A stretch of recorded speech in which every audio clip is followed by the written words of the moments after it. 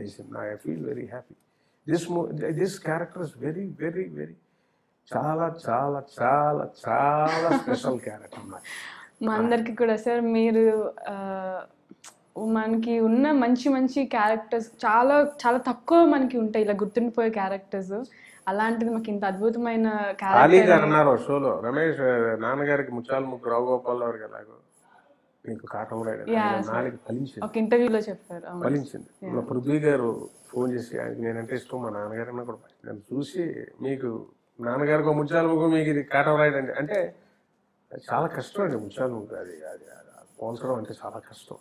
ఇది నిజంగా నాకు ఇట్ జస్ట్ హ్యాపెన్. ఆయన రాణి గారు ఏం మొత్తం అన్నారు, ఆయన నాకు పవర్ స్టార్ గారి సినిమాలు అవడం నాకు చాలా తృప్తి ఇచ్చింది పాత్ర. అంటే నాకే ఒక తెలియని ఇంకా మోర్ కాన్ఫిడెన్స్, ఇంకా కాన్ఫిడెన్స్ లెవెల్స్ పెరుగుతుంది. That comes from movie by movie it comes. జనం యాక్సెప్టెన్స్ చేయగా నీకు పెరుగుతుంది confidence.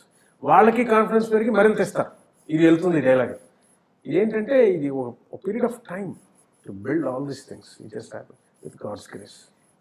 Thank you so much sir. మీ వాల్యుబుల్ టైం. మీ క్యారెక్టర్ కూడా చాలా బాగుంది. Thank you sir, thank you so much. నన్ను కూడా ఇప్పుడు కళ్యాణ్ గారి సినిమాలో చేసేటప్పటికి నాకు ఎంత క్రేజ్ పెరిగిపోయిందంటే yeah they are recognizing me at least. Reach ఆయన అంటే చాలా ఇష్టం.